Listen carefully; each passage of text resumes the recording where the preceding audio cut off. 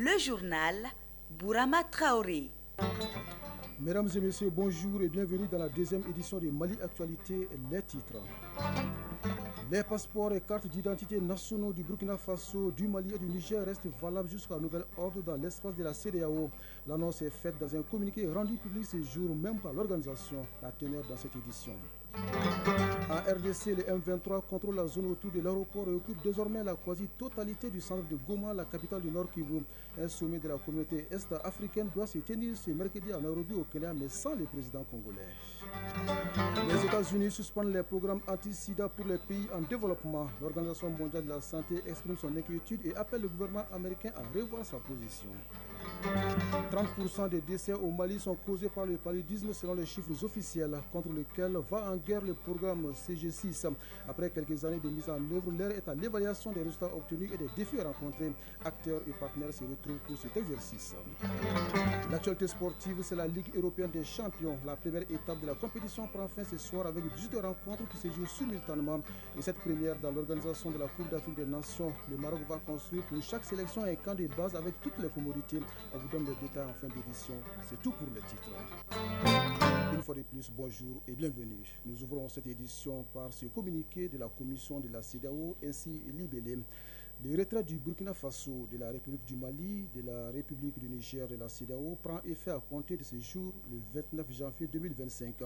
Toutefois, dans l'esprit de la solidarité régionale et dans l'intérêt supérieur des populations et conformément à la décision de la conférence des chefs d'État et de gouvernement de maintenir les portes de la CEDEAO ouvertes au dialogue, les autorités compétentes à l'intérieur et à l'extérieur de l'ensemble des États membres de la CEDEAO sont priées et tenues de veiller au respect des mesures ci-après. Petit A, reconnaître jusqu'à nouvel ordre les passeports et cartes d'identité nationaux portant le logo de la CEDEAO détenus par les citoyens du Burkina Faso, de la République du Mali et de la République du Niger. Petit B, continuer à accorder aux biens et services provenant des trois pays concernés le traitement prévu par le schéma de libéralisation des échanges SLEC et la politique d'investissement de la CEDEAO. Petit C, permettre aux citoyens des pays concernés de continuer à jouir jusqu'à nouvel ordre du droit de circulation, de résidence et d'établissement sans visa, conformément au protocole de la CEDEAO en la matière. Enfin, petit D, apporter aux fonctionnaires de la CEDEAO des trois pays un soutien et une coopération sans faille dans le cadre de leur mission pour la communauté. Ces dispositions restent en vigueur jusqu'à l'adoption par la conférence des chefs d'État et de gouvernement de la CEDEAO des modalités complètes de nos relations futures avec les trois pays. La Commission a mis en place une structure pour faciliter les discussions sur ces modalités avec chacun des trois pays. Ce message est nécessaire pour éviter toute confusion et toute perturbation dans la vie et les affaires de nos populations pendant cette période de transition. Communiqué signé donc Commission de la CEDEAO. Les CEDEAO dont le Mali, le Burkina Faso et le Niger ne sont plus membres depuis le 28 janvier 2024. Il y a donc un an que cette décision a été rendue publique via un communiqué conjoint. Retour sur les motivations de ces trois pays qui forment désormais l'AES avec Yaya Konati. Le divorce planait dans l'air depuis un certain temps. Il y a juste un an, le Burkina Faso, le Mali et le Niger ont décidé de franchir le pas.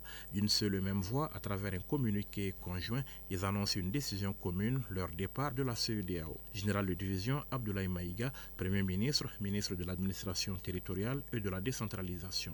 Leurs Excellences le capitaine Ibrahim Traoré, le colonel Assimi Goïta et le général de brigade Abdourahmane Tchani, respectivement chef d'État du Burkina Faso, de la République du Mali et de la République du Niger, prenant toutes leurs responsabilités devant l'histoire et répondant aux attentes, préoccupations et aspirations de leur population, décident en toute souveraineté du retrait sans délai du Burkina Faso, du Mali et du Niger de la communauté économique des États de l'Afrique de l'Ouest. Un départ fracassant, point culminant des divergences de vues nées des changements intervenus à la tête des trois États les 18 août 2020 et 24 mai 2021 au Mali, le 27 janvier et 30 septembre 2022 au Burkina Faso, puis le 26 juillet 2023 au Niger. Face à chacun de ces pays qui traversaient des périodes charnières de leur évolution, une CEDEAO vent debout.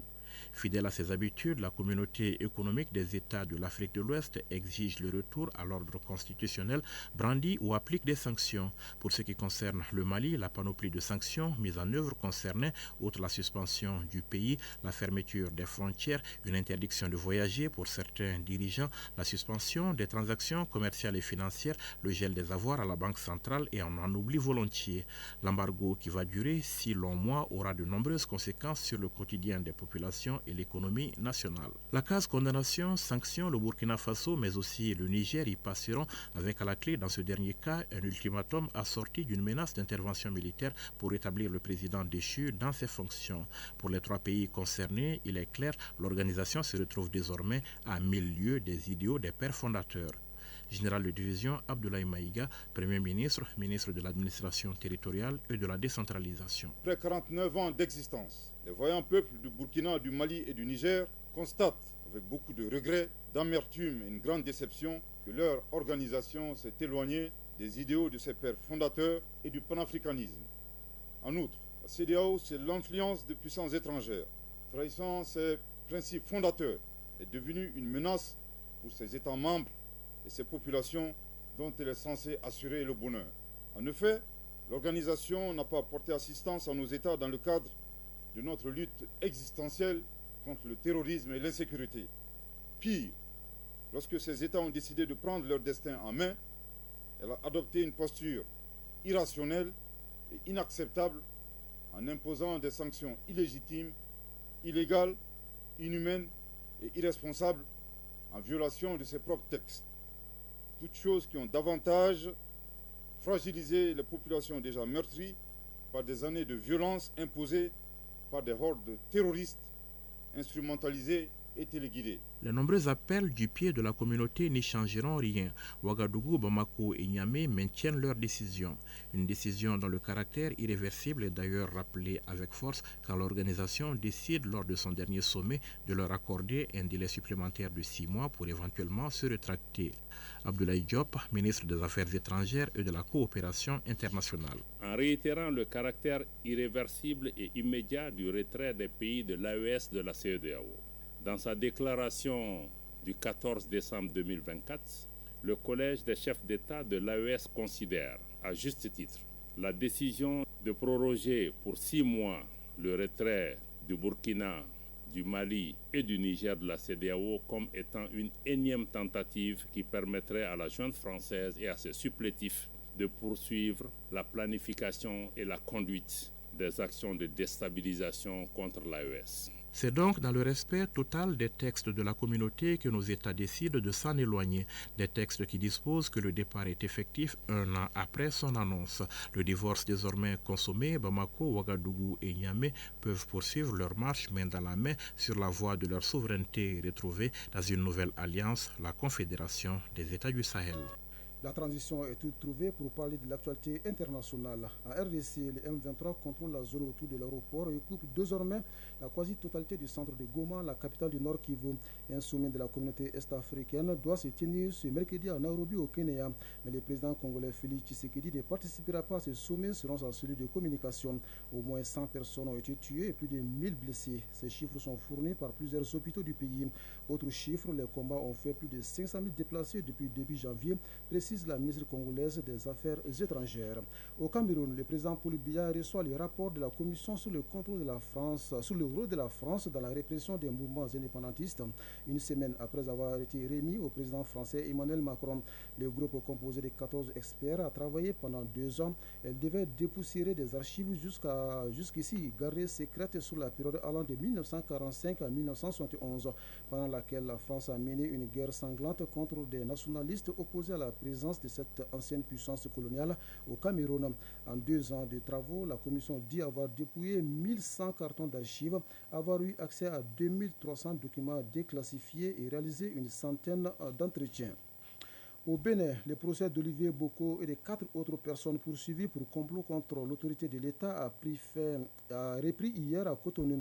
Jeudi, la Cour de répression des infractions économiques et du terrorisme avait accordé un délai aux accusés pour trouver de nouveaux avocats après le retrait de leur premier défenseur. Mais les accusés se sont présentés à la Cour sans avocat. Pour la Criette, ce qui arrive est de leur seule responsabilité. Elle a donc décidé de poursuivre les débats. Aux États-Unis, après avoir ordonné le gel de milliards de dollars de subventions, l'administration de Donald Trump propose aux fonctionnaires fédéraux qui les souhaitent de démissionner en échange d'une indemnité. La mesure entre dans le cadre d'une vaste offensive pour réduire les dépenses publiques. La fonction publique fédérale sous Donald Trump, on l'aime ou on la quitte, c'est en substance le message que la nouvelle administration américaine fait passer à ceux qui travaillent dans une partie de ces agences. Nous restons aux États-Unis qui suspendent les programmes anti-sida pour les pays en développement. Dans un communiqué, l'Organisation mondiale de la santé exprime sa profonde inquiétude et demande au gouvernement américain de revoir sa position. Ces programmes permettent de fournir les produits et les médicaments nécessaires à 30 millions de personnes dans le monde selon l'OMS. Des acteurs institutionnels et des citoyens à l'école des réformes politiques et institutionnelles. Ils suivent une formation de 3 jours pour s'imprégner du processus afin de contribuer à sa pleine réussite. Les participants doivent également faire des propositions afin d'enrichir davantage les débats. D'autres détails avec Mamadou Fane qui était à l'ouverture des travaux pour Mali Actualité. La nouvelle constitution du 22 juillet 2023 prévoit de grandes réformes politiques, institutionnelles et administratives. Il devient donc nécessaire d'accentuer l'information et la sensibilisation des acteurs de la société civile, les forces vives de la nation et les collectivités du district de Bamako sur ces réformes majeures. Haruna Diarra, préfet de Kati. Cet espace de réflexion est l'occasion pour chaque acteur ici présent de s'approprier les grandes réformes engagées par les plusieurs autorités dans le cadre du processus de refondation du Mali. Plusieurs thématiques en rapport avec la mise en œuvre de la Constitution de la 4e République qui consacre une véritable refondation de l'État seront développées au cours de cette session. Mamani Nassiré, ministre délégué auprès du Premier ministre chargé des réformes politiques et du soutien au processus électoral. En se fondant sur les attentes légitimes du peuple exprimées au cours des assises nationales de la refondation et du dialogue intermalien, le chef de l'État a engagé le gouvernement à consolider les acquis et à poursuivre les réformes engagées en accordant une attention particulière à un certain nombre de questions déterminantes pour la réussite de la transition, dont la défense et la sécurité, les réformes politiques et institutionnelles, la satisfaction des besoins fondamentaux de la population. Il s'agit à présent de prendre toutes les dispositions en vue de réaliser les réformes induites par la nouvelle Constitution et de les expliquer au grand public. Cet atelier est la suite d'une série organisée par le ministère délégué chargé des réformes politiques et du soutien au processus électoral. Oui, Mamadou Fani, processus électoral au terme duquel le Mali doit tourner la page de la transition. En attendant, l'heure est plutôt à la capitalisation et au partage des leçons apprises dans la mise en œuvre du programme contre le paludisme dénommé GC6. Pendant 3 jours, les acteurs et partenaires font le point des résultats obtenus et des défis rencontrés afin de mieux préparer le nouveau programme, c'est-à-dire le GC7. On en parle avec Mariam Kone. Au Mali, le paludisme constitue un réel problème de santé publique, avec près de 30% des décès. Les enfants de moins de 5 ans et les femmes enceintes sont les plus affectés. Cet atelier vise à échanger sur les leçons apprises de la subvention pour le paludisme dans le cadre du projet de financement dénommé GC6. Cela devrait permettre une meilleure planification de la nouvelle subvention GC7. Une étape clé pour évaluer les progrès dans la lutte contre le paludisme. Gladys Archange, représentante résidente de Catholic Relief Service. Cet atelier représente ainsi une opportunité précieuse pour procéder à un diagnostic rigoureux et sans complaisance dans un esprit de transparence et de collaboration afin de transformer les défis rencontrés en opportunités. Saran Fadiga Branchi, gestionnaire portefeuille Mali du Fonds mondial. Il nous faut intensifier les efforts pour atteindre les populations vulnérables, y compris dans les zones difficiles, intégrer davantage nos interventions en combinant la lutte contre le paludisme avec d'autres programmes de santé comme la vaccination, comme la nutrition, et cela nous semble tout à fait essentiel, et renforcer les collaborations avec tous les acteurs pour répondre efficacement aux besoins dans les zones où l'insécurité persiste. Il s'agit au cours de cette session de partager avec tous les acteurs et partenaires les succès, les défis et les leçons apprises de la mise en œuvre du nouveau mécanisme de financement. Awa Diarra, présidente du CCM Mali. Je voudrais rappeler que le CCM Mali reste déterminé à jouer pleinement son rôle de coordination et de suivi stratégique pour garantir une utilisation efficiente des ressources et une transparence accrue dans la mise en œuvre des programmes financés par le Fonds mondial. Ensemble, nous pouvons bâtir des programmes encore plus performants pour protéger nos populations contre le paludisme et autres maladies prioritaires. Dr Abdoulaye Guindo, secrétaire général du ministère de la Santé. Pour que les actions en matière de lutte contre le paludisme impliquent tous les acteurs et profitent à tous, il est nécessaire d'une part d'évaluer périodiquement les politiques publiques mises en œuvre et d'autre part d'organiser des cadres d'échange multisectoriels dans le but de faire la revue de la mise en œuvre des interventions et de donner des nouvelles orientations. Les participants s'engagent à œuvrer ensemble pour un Mali sans paludisme d'ici à l'horizon 2030. 200 policiers et autant de gendarmes de police judiciaire s'imprègnent des missions de l'autorité de protection des données à caractère personnel. Les stagiaires renforcent leurs capacités sous le cadre juridique et institutionnel de l'APDP ainsi que la répression des infractions aux données personnelles. L'activité entre dans le cadre de la journée internationale de la protection des données à caractère personnel célébrée hier. Le compte-rendu est signé Tchomoko Konati. Protection des données à caractère personnel, une exigence de la loi en matière d'investigation en cas d'infraction. Exigence à laquelle les unités d'enquête sont tenues de se plier, la moindre défaillance constitue en elle-même une infraction. D'où cette session de formation de 200 policiers et autant de gendarmes, tous officiers stagiaires de police judiciaire. Professeur Mamoudou Samaseko, président de l'autorité de protection des données à caractère personnel. Dans la mise en œuvre des pouvoirs d'investigation de l'officier de police judiciaire que vous êtes, la loi numéro 2013-015 du 21 mai 2013 modifiée oblige donc l'officier de police judiciaire au difficile exercice d'assurer l'équilibre entre la protection de la vie privée des personnes et les finalités sécuritaires à l'occasion du traitement des données personnelles. La formation en question intervient dans le cadre de la journée internationale dédiée à la protection des données à caractère personnel. Elle s'articule autour de 4 thématiques. Les cadres juridiques et institutionnels de l'autorité de protection des données à caractère personnel. Professeur Mamoudou Samaseko, président de l'autorité de protection des données à caractère personnel. La répression des infractions aux données personnelles, donc un volet essentiel pour garantir l'efficacité de notre cadre juridique. La cyberviolence à l'égard des femmes, qui est aujourd'hui une problématique émergente qui appelle à donc une réponse ferme et éclairée. Et enfin, la protection de la vie privée des militaires sur les réseaux sociaux. Il s'agit de renforcer les rudiments dont disposent les participants en mettant en relief l'éthique et la déontologie, synonymes de rigueur et de professionnalisme dans l'exercice de leur profession. Ibrahim Traoré, commandant des écoles et des centres de formation de la gendarmerie. Dans notre société numérique, où les informations qui circulent rapidement et où la vie privée de nos concitoyens peut être mise en péril, en tant qu'agent de l'État, vous serez souvent amené à traiter des informations sensibles.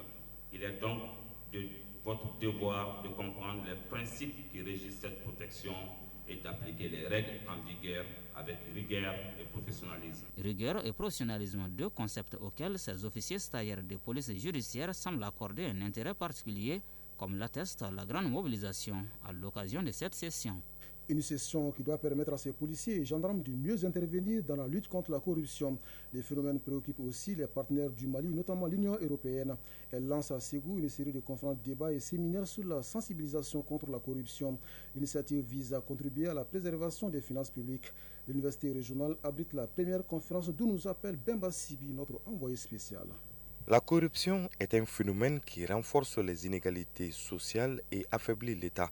Face à ce drame, le Mali a élaboré plusieurs outils et s'est doté d'institutions solides pour juguler le problème, comme le Bureau du vérificateur général, l'Office central de lutte contre l'enrichissement illicite ou encore le pôle économique, entre autres. Des structures qui ont un seul objectif, la promotion d'une gestion saine et transparente des ressources publiques. Pour Muntaga Koulibaly, vice-recteur de l'université de Ségou, ces outils et structures ne règlent qu'en partie ce phénomène. Malgré l'existence de ces instruments de contrôle, force est de reconnaître que notre pays enregistre chaque année à travers différentes vérifications financières des pertes colossales, portant atteinte aux ambitions de développement harmonieux souhaitées par les plus hautes autorités. La série de conférences et de séminaires à laquelle nous serons tous soumis courant 2025 permettra d'éclairer notre compréhension. Cette série de conférences entre dans le cadre du projet de lutte contre la corruption et pour la bonne gestion des finances publiques PROLAC-GFP, un projet porté par la Fondation Friedrich Ebers Stiftung sur financement de l'Union européenne. Svedia Bodé, représentante de la Fondation Friedrich Ebers Stiftung. Nous souhaitons lancer une nouvelle étape importante du projet avec le début de ces activités à Ségou. Au cours de l'année de 2025 et 2026, nous souhaitons organiser plusieurs conférences débats comme aujourd'hui, les séminaires, mais aussi une université d'été sur la lutte contre la corruption et la bonne gestion des finances publiques. Thomas Ecker, ambassadeur de la délégation de l'Union européenne au Mali. La lutte contre la corruption est une tâche mondiale. C'est un défi pour tous les pays, pour toutes les sociétés, pour tout le gouvernement, pour toutes les sociétés civiles. Et ce n'est pas quelque chose qui est achevé avec une seule bonne activité, avec un seul engagement. C'est un engagement continu. Pour ce premier numéro de cette série de conférences et séminaires sur la lutte contre la corruption, 2 sujets étaient abordés. Les enjeux, défis et opportunités de l'agence de recouvrement et de gestion des avoirs saisis ou confisqués et les enjeux de transparence et d'efficacité de la modernisation de la gestion budgétaire au Mali.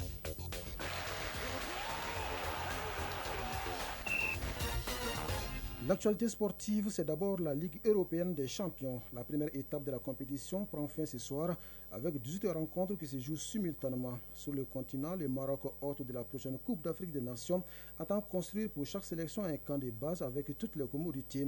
On en sait davantage dans la synthèse de l'actualité sportive qui porte la signature d'Aredjou Matina. Football, championnat national professionnel Ligue 1. Après 10 journées, on retrouve l'US Bougouba et l'USFAS provisoirement en tête avec 17 points chacune. Mais l'équipe de Bougouba compte un match en retard. L'Asiral de Bamako, avec 15 points en 9 matchs, occupe la 3e place. Le Djoulouba Athletic Club est en 8e position avec 10 points, mais compte 6 matchs en retard. 6 matchs en retard également pour le Stade Malien de Bamako qui occupe provisoirement la 12e place avec 7 points. Quant à la 11e journée, elle débute samedi 1er février et prend fin lundi 3 février selon le programme établi par la Fédération malienne de football. Qu'en 2025 au Maroc, le pays hôte prend une décision historique à l'endroit de chaque équipe participante. Pour la première fois, chaque nation qualifiée disposera d'un camp. Ce système premier du genre garantira à chaque sélection un hébergement haut de gamme et un terrain d'entraînement exclusif. Les 24 camps de base sont répartis entre 6 villes, Rabat, Marrakech, Agadir, Fès, Casablanca et Tanger. Ces villes ont été choisies pour leur accessibilité et leur capacité à répondre aux exigences des équipes. Avec des infrastructures modernes, un climat agréable et une riche culture, le Maroc s'engage à faire de cet événement la grande messe du football continental, un véritable succès en prenant exemple sur la bonne organisation de la CAN 2023 en Côte d'Ivoire. Rappelons que le tirage au sort de la CAN 2025 a été effectué lundi et notre pays hérite du groupe A composé du Maroc, de la Zambie et des Comores. Le premier match du Mali est prévu le 22 décembre 2025 contre la Zambie. Le 26 décembre, les Aigles joueront contre le Maroc avant d'affronter le 29 décembre les Comores lors de la 3e journée. Le Brésilien Neymar est sur le point de revenir dans le championnat brésilien et jouer avec son club d'enfance, le Santos FC, qui l'a propulsé vers une carrière internationale.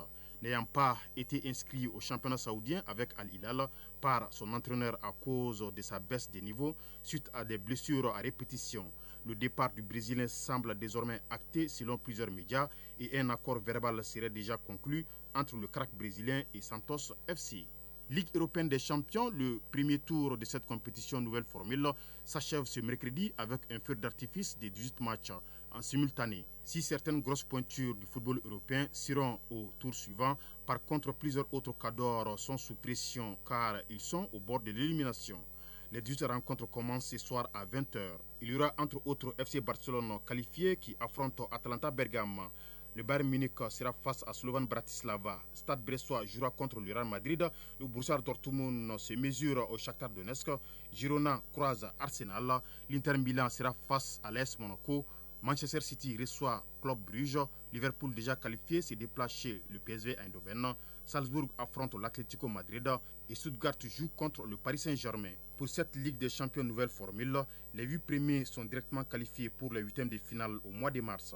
Les clubs classés de la 9e à la 24e place, eux, devront jouer un barrage aller-retour au mois de février pour accéder aux huitièmes de finale. Les 12 derniers sont définitivement éliminés de toute compétition européenne. Autre nouveauté pour les barrages, par exemple, les 9e et 10e vont jouer contre les 23e et 24e. Les 11e et 12e affronteront les 21e et 22e, ainsi de suite. Un avantage pour les mieux classés qui joueront leur match retour à domicile. Ça sera la même chose pour les équipes du top 8 à 8e de finale. 2 clubs des mêmes pays peuvent se croiser dès les barrages, ainsi que 2 équipes qui se sont rencontrées lors de la première étape. C'était la page sport et portait la signature d'Arjou Matina, une page qui met d'ailleurs un terme à cette deuxième édition de Mali Actualité qui vous a été servie par Alimata Ouattara à la mise en onde, Segou Traoré à la mise en ligne et au micro Brahma Traoré. Kani Keita s'installe après moi pour la lecture des avis et communiqués. Les prochains rendez-vous avec l'information, c'est à 19h30. Merci à vous de nous avoir suivis et belle fin de journée à vous où que vous soyez.